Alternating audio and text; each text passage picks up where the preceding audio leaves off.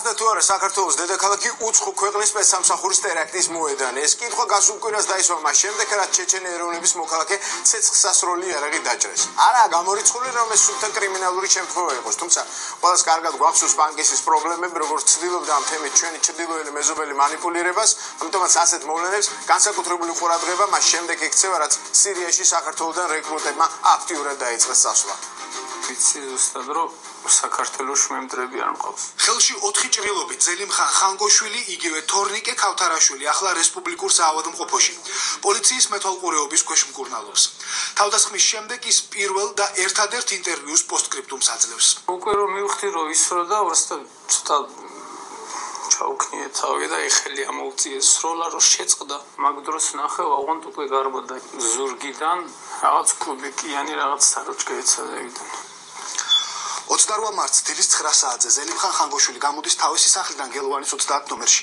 აი აქ ამ ადგილზე ჯდება საკუთარ ვერცხლისფერ მერსედესში და ეშვება ქვევით ქუჩაზე, სადაც ამ დროს სკოლაში ბავშვები შედიან. წმინდა ნინოს სკოლის შესასვლელთან, სადაც ზელიმხანი ოდნავ ამუხრუჯებს, კამერები აყენია. ამ კამერებმა მერე გადაიღეს ყველაფერი, რაც აი ამ გზაჯვარედინზე მოხდა. აქ ამ ადგილზე ზელიმხანმა კიდევ ერთხელ დაამუხრუჯა, რომ მარჯვნიდან მომავალი მანქანა გაეტარებინა.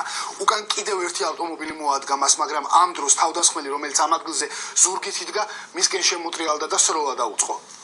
ორივე მანქანის მძღოლმა და იმ ვიდეოკამერებმაც ყველაფერი დააფიქსირეს და რამდენადაც ჩვენ ვიცით, მასალები ვიდეოკამერიდან გამოძიებამ უკვე ამოიღო. წარმოშობით ჩეჩენი ზელიმხან ხანგოშვილი პანკისის ხეობიდანაა. მისი სახელი რუსეთში ჩეჩნეთის ომს უკავშირდება, რომელშიც ზელიმხანი საველე მეთაური იყო. სწორედ ამ ომში მონაწილეობის გამო მოსკოვისთვის ის ძებნილია. უსაფრთხოებისთვის საქართველოში თორნიკე ქავთარაშვილის სახელით ცხოვრობს. ზელიმხან ხანგოშვილი ლაფანყურის სპეცოპერაციასთანაც არის დაკავშირებული. ის იყო ერთ-ერთი, ვინც მთაში გამაგრებულ მებრძოლებთან მოლაპარაკებაზე იმყოფებოდა. თბილისში, დღისით, ქუჩაში ჩეჩენი მებრძოლისთვის ღიად ცეცხლის გახსნამ ამ თავდასხმის რამდენიმე ვერსია გააჩინა. პირველი რუსული სპეცსამსახურების შურისძიება ჩეჩნეთის ომში მონაწილეობის გამო. მეორე ლაფანყურის ოპერაციის მსხვერპლთა ნათესავების ან სხვა დაინტერესებული პირების შურისძიება. მესამე შესაძლო დაპირისპირება იმ ჯგუფებს შორის, რომლებიც საქართველოსთან სირიაში დაქირავებულ მებრძოლებს აგზავნიან. რუსეთის სპეცსამსახურებზე ლაპარაკობს ჩეჩნური დიასპორის ერთ-ერთი წარმომადგენელი საიჰან მუზაევი. ის ზელიმხან ხანგოშვილის მეგობარია და დარწმუნებულია, რომ სწორედ ზელიმხანის წარსული არის ფსბ-ს მხრიდან ღია ნადირობის მიზეზი.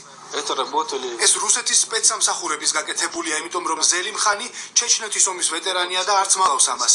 ჩვენი აზრით, ეს ვერსია ძირითადი ვერსიაა.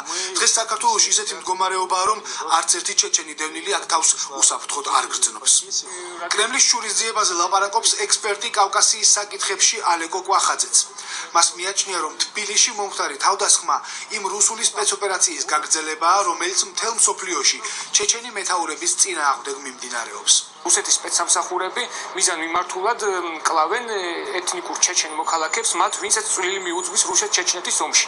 ყველაზე ცნობილი არის 2004 წელს ყატარში ჩეჩნეთის მეორე პრეზიდენტი ზელიმხან იანდარბიევის მკვლელობა, ასევე 2009 წელს ავსტრიაში ისრაილოვის მკვლელობა, 2009 წელს ასევე თურქეთში დოკუმაროვის მარჯვენა ხელის მუსა ატაევის მკვლელობა და სხვა ასეთი მრავალი შემთხვევა იყო და არის სწორედ ეჭვი, რომ აი სწორედ ამ სერიის, ასე ვთქვათ, გაგრძელება არის ზელიმხან ხანგოშვილზე შურისძიება. ჩეჩენი მებრძოლების წინააღმდეგ სპეცოპერაციები საქართველოში არაერთხელ განხორციელებულა. ჩრდილო კავკასიელებს გარკვეულ შემთხვევებში პრობლემები ჰქონდათ ქართულ სათავდამცველებთან. ზოგჯერ კი მათზე თავდასხმების ორგანიზატორების ვინაობა გაურკვეველი დარჩა. მაგალითად 10 წელს აფეთქება თბილისში წარმოშობით ჩეჩენ რუსლან პაპასკირის სახლის სადარბაზოში. პაპასკირი ახლა თურქეთშია პატიმრობაში. 2013 წელს იუსუფ ლაკაევის დაკავება ბათუმში. ლაკაევი პატიმრობაშია საქართველოში. 2013 წელს მაგომედ მაგომედოვის გაუჩინარება საქართველოდან. ის ახლა რუსეთშია პატიმრობაში. 2013 წელს მიკაელ კადიევის დაკავება თბილისში. კადიევი პატიმრობაშია საქართველოში. ზელიმხან ხანგოშვილზე თავდასხმის ვერსიებს განიხილავს მამუკა არეშიძეც. რუსეთის შურისძიება, ლაფანყური და სირია. ექსპერტი აქედან მხოლოდ რუსეთის სპეცსამსახურებთან დაკავშირებულ ვერსიას გამორიცხავს.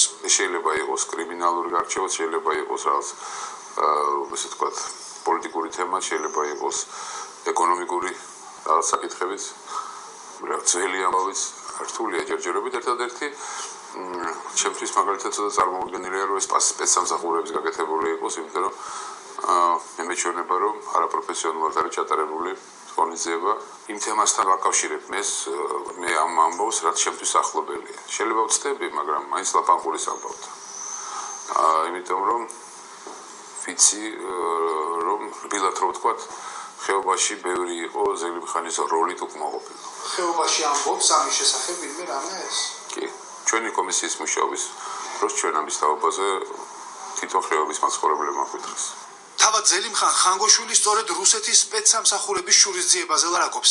ის გამორიცხავს რაიმე დაპირისპირებას ლაფანყურის ან სირიის თემაზე. იყო დრო, როდესაც დახმარება ჭირდებოდა ჩვენ ხალხს, ანუ რუსეთ-ჩეჩნეთის ომის გულისხმობ. მაშინ მიიღია მონაწილეობა, ვიცი ისიც, რომ იქ წებნაშორი გამოცხადებული და შეიძლება იქიდანაც გამორიცხული არა. ამას